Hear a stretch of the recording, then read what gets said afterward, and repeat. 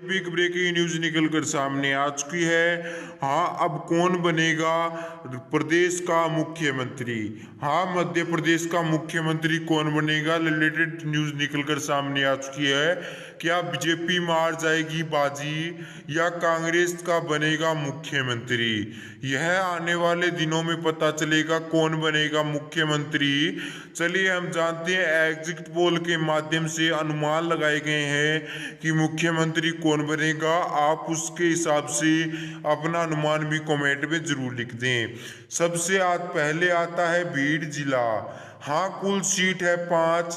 कांग्रेस प्राप्त कर सकती है 2 सीटें और बीजेपी 3 सीटें प्राप्त करने का अनुमान लगाया जा रहा है।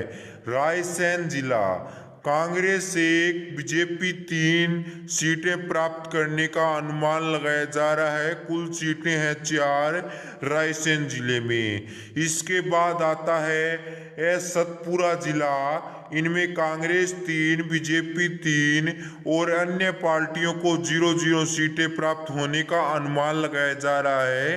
कुल सीटें हैं 6। उसके बाद बात करते हैं मुरैया जिला। इनमें कुल सीटें 6, कांग्रेस 4, बीजेपी 1, बीएसपी 1, अन्य पार्टी 0 सीटें प्राप्त करने का अनुमान लगाया जा रहा है। वहीं बात करें बालघाट जिला। बालघाट जिले में कांग्रेस 4, बीजेपी 2, अन्य पार्टियों को 0-0 सीटें प्राप्त होने का अनुमान लगाया जा रहा है। कुल सीटें हैं 6। उसके बाद आता है जबलपुर। जबलपुर में कुल सीटें 8, कांग्रेस प्राप्त कर सकती है 3, बीजेपी 4 और अन्य पार्टी 1, बीएसपी 0। हाँ, कुल सीटें रहेंगी 8 प्राप्त करने का अनुमान लगाया जा रहा है। वही बात करें कटनी जिला।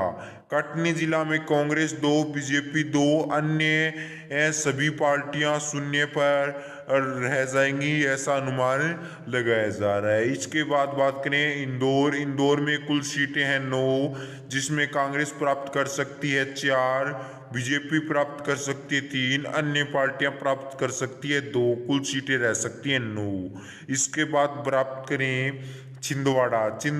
छिंदवाड़ा में कांग्रेस 4, बीएसपी 0, बीजेपी 3, कुल सीटें रहेंगी 7, प्राप्त करने का अनुमान लगाया जा रहा है। अन्य पार्टियां 0। हाँ, यह सिर्फ अनुमान लगाए जा रहे हैं। इसके बाद बात करें सीहोर। सीहोर जिले में कांग्रेस 3, बीजेपी 1, अन्य पार्टियां 0 प्राप्त सीट करने का अनुमान लगाया जा रहा है। इसके बाद आता है अपना उज्जैन जिला। उज्जैन जिला में कुल सीट है 7, कांग्रेस प्राप्त कर सकती है 5, बीजेपी प्राप्त कर सकती है 1, अन्य पार्टियां यानी अदर्स पार्टियां प्राप्त कर सकती है 1 सीट। इसके बाद आता है देवास जिला। देवरा जिला। देवरा में 5 सीटें और कांग्रेस प्राप्त कर सकती है 3, बीजेपी प्राप्त कर सकती है 2, अन्य पार्टियां 0 प्राप्त सीटें प्राप्त कर सकती है। सिर्फ अनुमान लगाया जा रहा है। वहीं बात करें ग्वालियर जिले। ग्वालियर जिले में कांग्रेस 2, बीएसपी 1, बीजेपी 3 और अन्य पार्टियां 0 पर सिमट रह सकती है। उसके बाद आता है राजगढ़ जिला। राजगढ़ जिले में कांग्रेस 1, बीएसपी 1, बीजेपी 1, ओटीएच यानी आदर्श 2 प्राप्त करने का अनुमान लगाया जा रहा है। विधांश जिला। विधांश जिला में कांग्रेस प्राप्त कर सकती है 2, बीजेपी 3, अन्य पार्टियां प्राप्त कर सकती है 0 सीटें। वहीं बात करें सिवानी। सिवानी जिले में कांग्रेस 2, बीएसपी 0, बीजेपी 0, बीजेपी 2 और अन्य पार्टियां 0 प्राप्त करने का अनुमान लगाया जा रहा है। बड़वानी में अनुमान लगाया जा रहा है कि 4 सीटों में से कांग्रेस 3 प्राप्त कर सकती है, बीजेपी 1 प्राप्त कर सकती है। वहीं बात करें शिवपुरी में अनुमान लगाया जा रहा है 5 सीटों में से 2 कांग्रेस प्राप्त कर सकती है, 1 बीएसपी प्राप्त कर सकती है, 2 बीजेपी प्राप्त करने का अनुमान लगाया जा रहा है।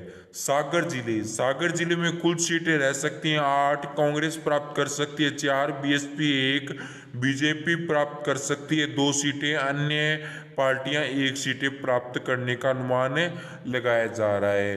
वहीं बात करें बैतूल जिले में कांग्रेस 1, बीजेपी 2 और अदर्स अन्य पार्टियां प्राप्त कर सकती है 2 सीटें, कुल सीटें हैं 5।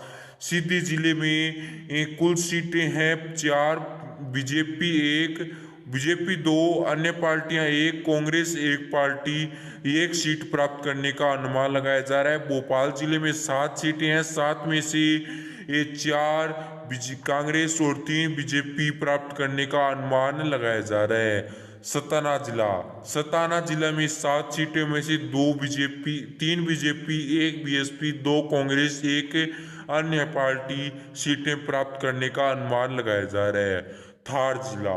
थार जिले में कांग्रेस 2, बीएसपी 0, अन्य पार्टी 1, बीजेपी 4 सीटें प्राप्त करने का अनुमान लगाया जा रहा है। आपके हिसाब से कमेंट में लिख दें कि मध्य प्रदेश का मुख्यमंत्री कौन बनेगा।